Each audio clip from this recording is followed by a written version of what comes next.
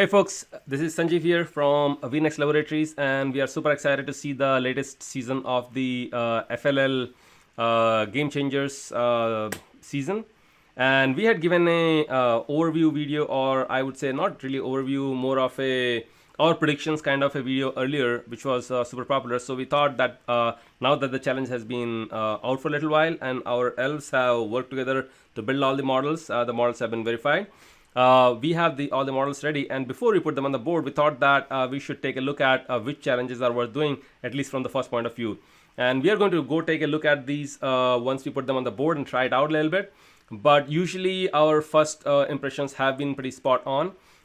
Based on our previous experiences, we have also noticed that there are things that Novice team should do, and please take whatever we are saying with a pinch of salt.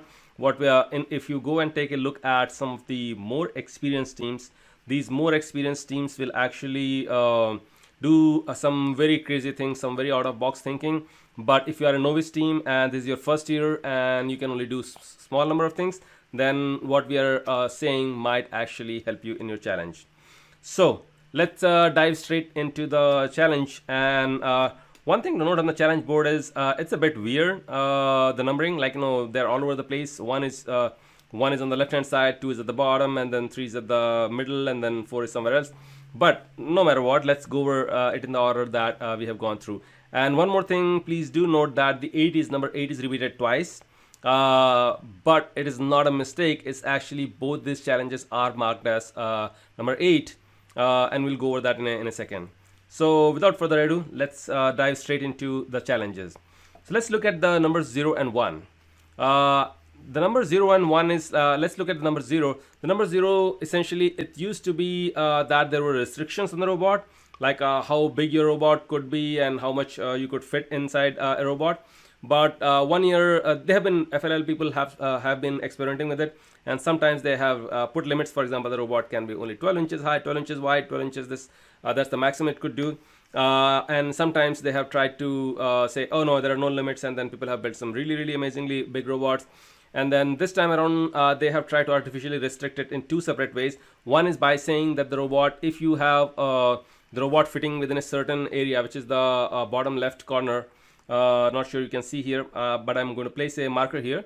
So in the bottom left corner, if your robot fits in a certain area, then you can get some extra points. This is actually a different way of incentivizing you to go and create a robot that fits in a certain area. And then the height of the robot is again in some ways restricted, or you are incentivized to keep the height of the robots under a certain limit, which is actually 8 inches, because the element number 6 or the model number 6 says if you can fit under this at any point of time, you will get certain number of points. And we measured it, and it's 8 inches high. So in effect, if you really want to maximize your points, you're gonna have to have your robot no higher than 8 inches and try and fit it within a certain box on the bottom left corner. Anyway, so that's mission number 0. Try and pass the inspection, make your robot doesn't go outside certain bounds.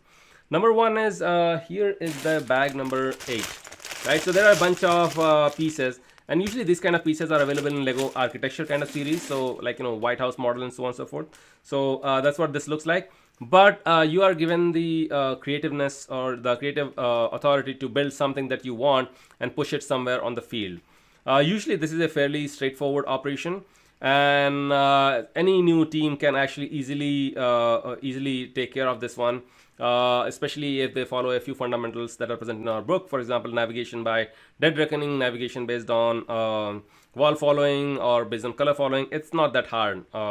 So what you do usually is, like, you would build a U-shaped container that you would place in the ground like this, and the robot would be attached to it behind that, and then you place your item in here, the innovative stuff in there. Make sure you are just a tiny bit, maybe like a millimeter or 2 up from the board, so that you're not dragging against the board, because that will cause your robot to potentially lose tracking. So and then you can just move it, and don't move too fast, just basically gently move around, and you can push it wherever you want. So that's 0 and 1. I would say 0 and 1, unless if you feel like you can actually get more points by making your robot bigger, I would go for that rather than artificially restricting your robot to a certain size. And number 1, if you feel like this, it's not a difficult challenge. Any team can easily do it. If you feel like this is the only challenge your team can do, or if you are doing some other challenge and this can be attempted, feel free to do it. Alright, so let's look at number 2. The number 2, give me a second. It is called on the official boards. It is called the step counter. And let's look at the step counter for a second. And let me switch over the camera so that you can actually see it here and there and here. So the step counter essentially is going to be placed on the actual mat, and you are supposed to put this from this side. And once you push it, it will go on different color. There's a strip under this, and the green thing will actually go on different places on the mat, different colors. And depending on which color you end up, it gives you more points, less point. The key thing to note here, essentially, it uses a rack gear. So this thing is just a regular gear. A regular gear, if you take a regular gear, cut it from one side and halfway through, and then split it open so that it becomes straight. That's what a rack gear is. So this is a rack gear, and in here they have created a mechanism which is like a, think of it like a pendulum. It's a kind of weird pendulum. So it goes essentially like up, down, up, down. Oh, sorry. Let me see if I can. So here, let me try and show you. See, it's like it goes up, down, up, down, up, down, like that.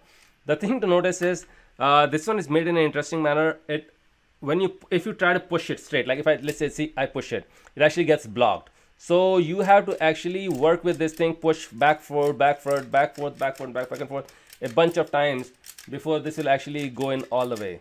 So let's try here. See, this in our mind is, unless you are an experienced team, this is going to be one of those things where you're going to spend incredible amount of times and you're not going to get anything out of it. Not a whole lot at the very least. So in my mind, this is a challenge that a novice team should not attempt in the beginning. Even though some kids might find the mechanism really fascinating. This is something that we have noticed very often. Kids find things very fascinating and they're like, oh, that's the challenge I want. Well, depends on what your goal are. If your goal is to get the highest score, then that's not a challenge that you should be attempting. If your goal is just for the kids to have fun, and at the end they do have fun, because do believe me when I say if the points are not very high, kids do feel demotivated. So if your goal is to actually get at least some amount of points, you get a certain number of points, and then you start attempting the hard challenges, then you can keep this one in a bit of in the category of a hard challenge. Not our vote. This is something that we should likely not be attempting to begin with. And then let's look at the next challenge. So the next challenge is the M3 challenge, which is the challenge that I had earlier taken a look. This one actually came out surprisingly close to what I had predicted. So to begin with, one of these kids will be sitting over here. Let's take a look at the side. So here, right? I mean, and this is a bit of a messy setup, but you put one of them here. The second guy, notice it is actually, let me just show you. It's actually the second person who's sitting is actually sitting based on this one. That's how it's actually holding its shape, because if you left it, it may or may not be able to hold its shape. Again, if you are coming, and let me put it the correct way here. This is how this challenge is set, right? This is a reasonably easy challenge. Take this one, like the person that's sitting at the top. If you just touch them even gently, they're gonna fall. So that's easy enough. But trying to take the second one is difficult, because see, this is what your robot can try and do in the best cases, at least for the novice team. You'll try to push, let's say you're trying to push it. This is actually gonna try. It's possible that you may be able to do this one with with our fingers. There's a lot of dexterity, but more likely, you will try and lift it like this. This is how you lift vertical. It's unlikely that a novice team will be able to build something that actually pushes it out. So, and there are other gotchas, this one actually, if it falls and gets stuck here, then also you're lost. So I would say attempt this one, but only the first kid, not the second kid. It is always smart to try and maximize your points rather than worry about which one is the cool or I have to do something completely. Try and get what you can. This is one of those challenges where you can get one kid out easily, the second one not so easy. So attempt this halfway through. Let's look at the next challenge. The next challenge is the bench challenge. And we had a bit of a confusion, and actually let me try and set this up correctly so you can see. And there. So the bench challenge essentially is you have a bench and you're supposed to fold it by pushing it, and then you are supposed to take this handle off, the top of the bench off. This is a curious kind of challenge. So again, part of it is pretty easy. Like your robot comes and just pushes this one and the whole thing will collapse. It's like really smooth. So no concerns there. You should attempt this one. Trying to lift this one is a bit of a challenge. Like on the face of it, it looks like, yeah, what's there? I mean, this is just a axle that's inside a hole. It should come off easily. But more often than not, as you try, this challenge is called the bench challenge. There, you try to lift it from one side, even if you try to lift it from the top one comes off and then it gets stuck on the other side. It doesn't come off. You can try let's say if we try the other way, try the other way. This one comes off, now the second one gets stuck. So this one, again, like, first when you are attempting in the beginning, this is how you should actually plan for your challenges.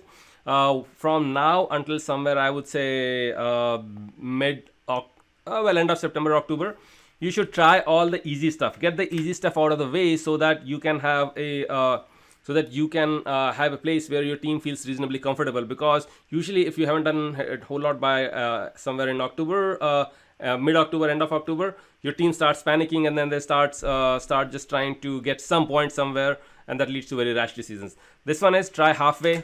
That's our thing. Like, push this one, but do not attempt this one. Like, it goes off from one side, but not the other side. You're not gonna get too many points if you cannot get it completely off. Trying to build you can of course build a mechanism that actually, like, the Eurobot comes and has a thing over here and then tries to lift it. That is very much possible, but it's a very wide mechanism that you are doing, and maybe it will work for you. But our thing would be try the first part, just ignore the second part. Okay, so that's the bench challenge, and then let's look at the basketball challenge. So this is the basketball challenge, right? This one we are on board with. You are supposed to put something over here, like, one of these things. I think you are supposed to drop here, and that's fair. That's easy enough to drop, although it's a fairly small target. Still, like, once you bring it somewhere around here, you can drop it.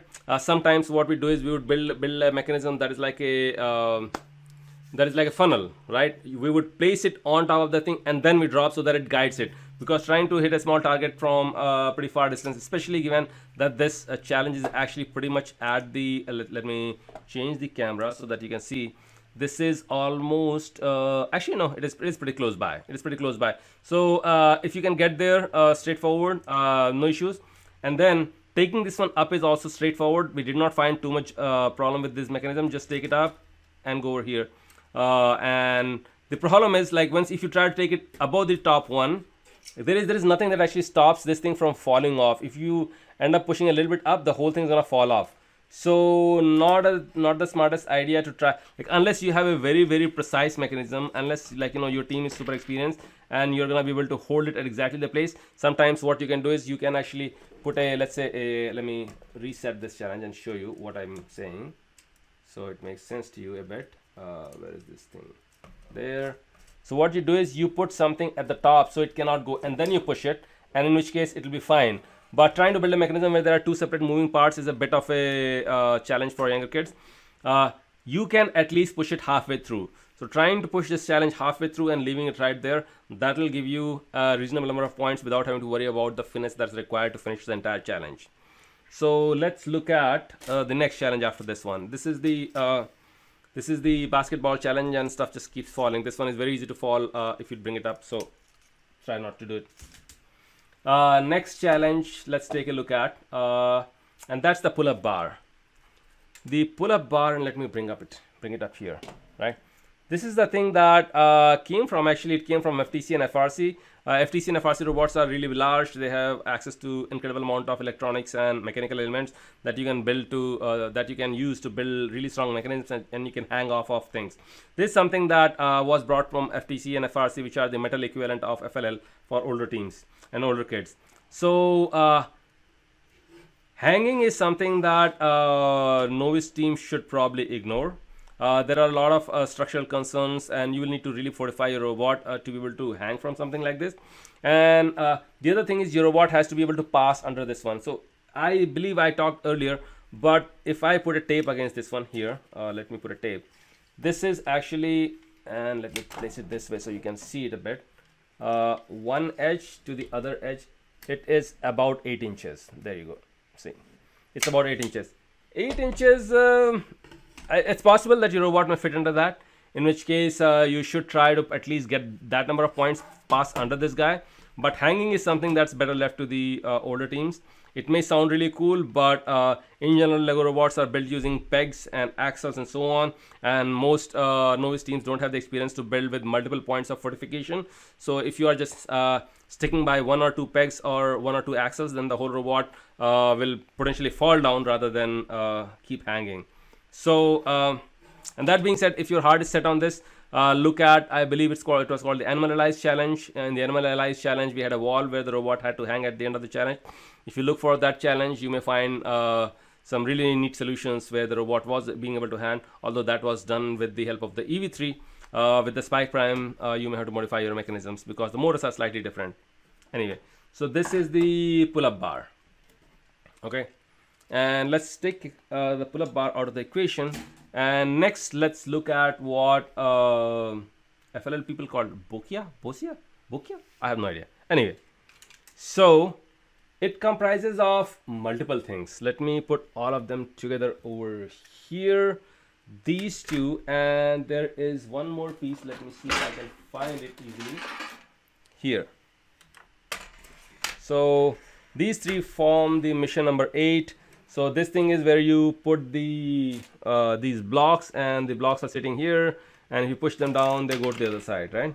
And if you push them down over here, this one also goes to the other side. The same thing on this other one, which is you push this one down and it goes to the other side, and the other side essentially is this bar, like so. This actually, let me show.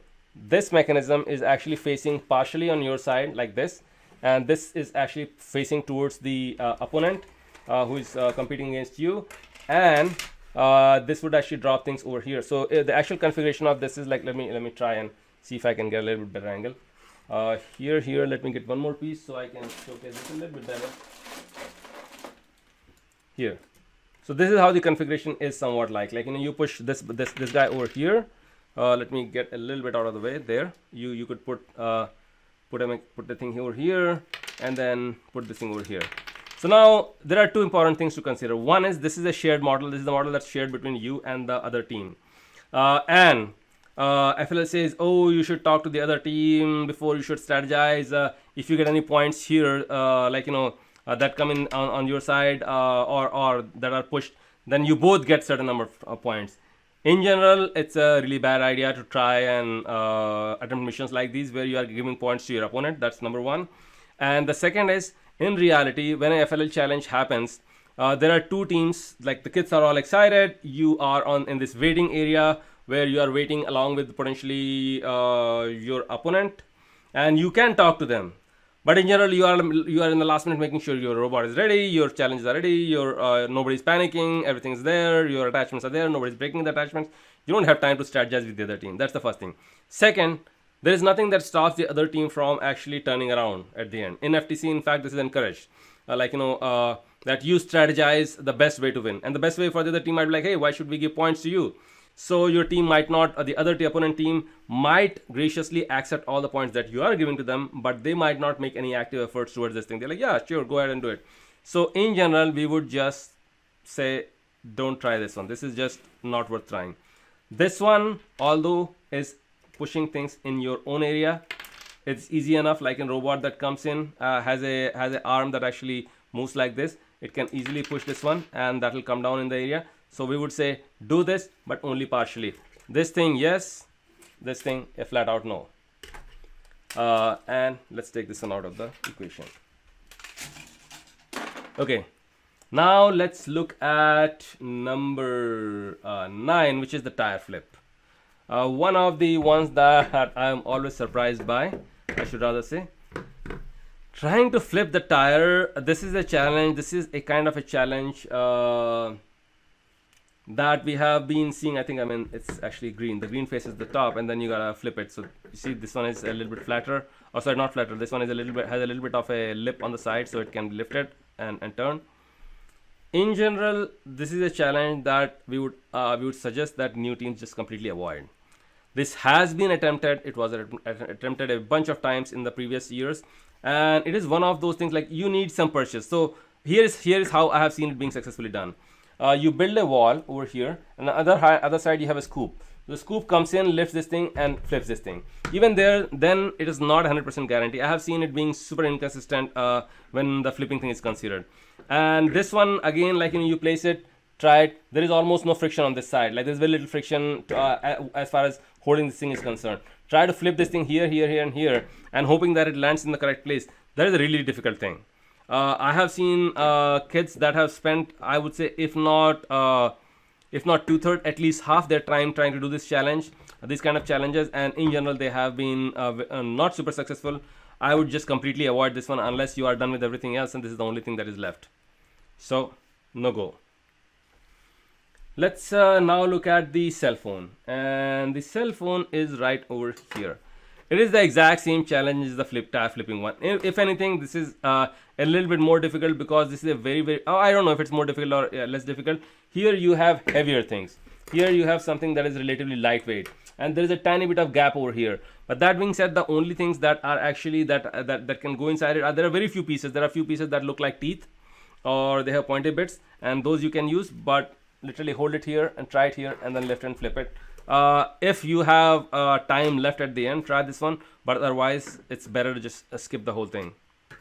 Okay, then let's look at the M11, which is the treadmill. So here is the treadmill. There you go. Right, and the treadmill is kind of curious. I mean, these things actually spin. The mechanism is kind of interesting. I'm not sure you care about this one as much or not, but I like the mechanism. Essentially, if you look over here, this is a worm gear, and over that there is a spur gear. And what is happening? This is the beauty of this mechanism. You have to understand is every time you turn the rollers from the roller on the treadmill, it is going to turn this worm gear one single time. That one single time, like one complete spin is going to spin this gear over here, the spur gear over here, one single tooth. So to make this thing happen, to spin this thing and make this marker, or I should say this pointer that they had. By the way, this is the pointer that can also be used to flip things. You can find this on the Lego website. You can try and find it. It has a pointy edge. Let me see here. It has a pointy edge, and that can usually slide under things like this. And it has been used in past by teams to flip things over. So just letting you know of a piece that can actually be helpful. But notice now it has to go all the way from here to here. And here, let's take a look at this thing and see how much of turns. 1 turn, 2 turn, 3 turn, 4 turn, 5 turn, 6 turn, 7 turn, 8 turn, 9 turn. It's like it takes a lot of turns to be able to turn all the way from one side to the other side. So, and the other thing is you really have no purchase on this thing, right? There's no easy way of purchasing. What you can do is, what a smart idea is, you can take a motor, attach a wheel like this to this one. If you place it here, observe, like, and I just actually start, let me see if I can put it. So here, spinning this thing here causes the gear to actually spin very easily. Let me see. It's hard to do there. I was doing it the other way. See, I just spin, and boom, the whole thing actually gets spin. So it's actually easier if you just take a tire like this. It's probably this is probably a little bit too big, but something similar that has a little bit of rough edges, not super smooth, and put it on top of this thing and just start spinning both of them simultaneously, and that will take care of this one. And if the motor speed is any indication, like 100 rotations per minute or not, or so, within a few seconds this whole thing will be actually done for you. So do attempt this one. Except that understand that this is also in a corner of the field, so it might be a little difficult to get there, but this is relatively not that difficult to do. And this is how you do it. You just use rollers to push things. You use a wheel or something to with enough friction to turn this thing around.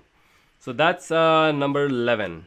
Yes, and then let's look at number 12. Number 12 is the row machine. A bit of a kind of finicky mechanism. Let me see, the thread actually keeps on falling off the spool. It is not held there by any reasonable mechanism, and it is built in a really simple manner. So it's not too difficult, and your robot can easily do this one. The other thing that you have to notice, essentially, this is an easy challenge, but it's at the other end of the field, and you have to get there before you can attempt this one. So this will be held here. If your robot comes and pulls it, one thing I would definitely warrant is, let me again see, it's a bit of a messy thing here. There, if we just pull it, it's not that hard for it to go up, right? You can see this thing actually moves. It's not really being supported in any whichever way so that it moves smoothly. It's just basically it goes up, comes down. One is easy enough challenge, except that it's at the edge of the board, so your robot has to traverse a bunch of distance before it can do this challenge. But if you do decide to do this one, make sure that when your kids go to the are attempting the challenge, the referee has put this rope through the pulley. Otherwise you will be stuck pulling it from a crevice where it doesn't want to move. So easy enough to do. we would recommend it. Be careful because it's at the end of the board and you have to traverse quite a bit of distance before you can actually take care of this one. So that is number 12. Let's look at number 13, and that's the weight machine. So this is the weight machine here. The weight machine, again, look here, this is a rack here. So you're supposed to essentially push it out, and this portion has to supposedly go out on the other side, the yellow or the magenta or the blue, and depending on that you get the points. So pushing it out is actually, it's not that smooth, first of all, right? This is actually, there is significant amount of friction here. So it's not like, you just simply push and it goes. Second is the challenge that this thing is actually on a fulcrum, so it keeps going up and down a little bit, right? So that's harder. This lever over here, once you lift it a certain amount, like see, lift, you have to keep lifting it all the way, and then it falls under, and now it cannot go back. So this is what you're supposed to do. This challenge, if I had to attempt this one, I would actually flatten the bar, like using some portion of robot, and then another rack or pinion model, something that actually pushes this one on the other side, push it, because it would be really hard to actually just push this one, because you're trying to push it at an angle. I'm not sure how smooth that will be. And then at the end you're supposed to actually lift it so that it falls and latches over here. There are multiple things that need to be done. One is hold it at the right angle. Second is push it while making sure the model doesn't come off the mat if you hit it too hard, or your robot doesn't slip and go somewhere else. And then finally you have to lift it so that it actually comes down. Like, this challenge is a fairly difficult challenge, and we would not recommend a novice team try this one because again, you may spend significant amount of time and not make any headway. This is best left to teams that have significant building experience. You will need relatively larger robot to be able to do a lot of things that are needed over here. So this is the challenge number, I would say, 13. So there we go. The number 14 challenge essentially is like, you have bags like this and you need to deliver them in various places. We would say, sure, I mean, delivering push-pull kind of missions and delivery kind of missions are fairly easy to do. So whatever you can manage. The other thing to keep in mind is make sure that when you are trying to deliver these, right, try and not, like, don't try to go too far to just deliver the bags. Try and create a mechanism, whether it is active or passive. And when I say active, essentially you are using a motor. Like, for example, let's say there's a motorized arm that's holding it like this, and then you drop it, right? So that's a possibility. Or you can also put them in an arm which has some kind of support at the bottom. You go hit something, like, let's say here, let me try and showcase better. Let's say you have something over here, okay? You have something over here, an arm that's just hanging and supporting this entire thing from falling down. You come here, this thing hits a mechanism and folds over, and this falls over and everything falls. A passive mechanism like that can be used to drop this thing in various locations, but try to merge it with another mission rather than try to do it all by itself. For the locations that are really close to the base, yes, do drop, but if you are going too far, quite a bit far, and you drop something over there, try it that way. That's the 14th mission. The 15th mission, let me bring the challenge, let me bring it over. Let me bring the screen over there. And the 15th challenge they call the Preseason, which is essentially, let me move your head here in this corner, any pieces that you have that have not been taken away because of a penalty point or something, they become part of like you essentially don't lose points is all, and you gain in fact a few extra points. So it's in your benefit to not have any penalties. In the previous years we used to say that if your robot, like, if you can gain more points by picking a robot, let's say you have to go from one end of the table to the other end. In fact, if you look at the screen, right, this number 12 was a relatively easier challenge. The number 11 is also a relatively easier challenge. Again, these two are on the other side. Number 13 is a bit difficult. Let's say if you're coming to try number 12 and number 11, right? In the past, we would have said, come so far and perform the challenge, and if it's too hard or it takes too much time for your robot to return back, and you can save time by simply picking your robot and bringing it back, it is better to take that penalty rather than try and have the robot return all by itself and potentially cost a ton of time.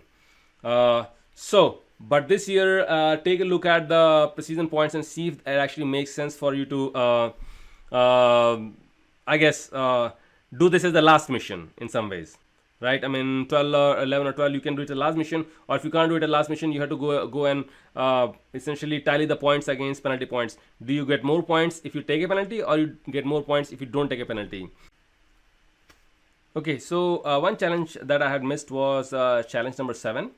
And challenge number 7 is your robot has to come here and start dancing, which is, I guess, just keep turning and turning. And I guess the reason this challenge is there because in general, in many FLL seasons, some kids tried at the end, like, they would be so happy, they want the robot to come and go and start dancing in one location. So they have explicitly added that. That's worth 20 points. You do have to understand that this is a final mission. You should try it if you are, let's say you finished all your missions that you're attempting and you have 10 seconds left, and you know that you have straight shotted, because between the base and between the number 7 there is a pretty straight path, right? So you can just point it roughly and just hit it, and it goes there and starts dancing. So if you're 10 seconds left and that's what you want to do, gain those 10 points, then great. But in general, this is a mission we would not recommend. You're probably better off trying something like 11 and 12. Just go all the way to 11 and 12, perform those challenges, and leave your robot there, because you can finish 2 and just strand your robot. You're not gonna get any penalties when you strand the robot at the end of the challenge, right? At the end of the challenge, if the robot stops someplace, that's fine. There is no concerns. You don't get any point. Otherwise, you have to bring the robot back. So make a judgment based on whether you should do number 7, which is have your robot dance, or number 12 and 11, where you can make the robot go all the way to the end and just leave it there. So those are some of our tips and advices at this point of time. As we play around with the challenge a little bit more, we will have a better idea on what you should be attempting, and hopefully this is of use to you.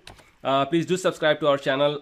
We really love to connect with our viewers, and it really helps us create quality contents. So thank you for watching, and have a great season.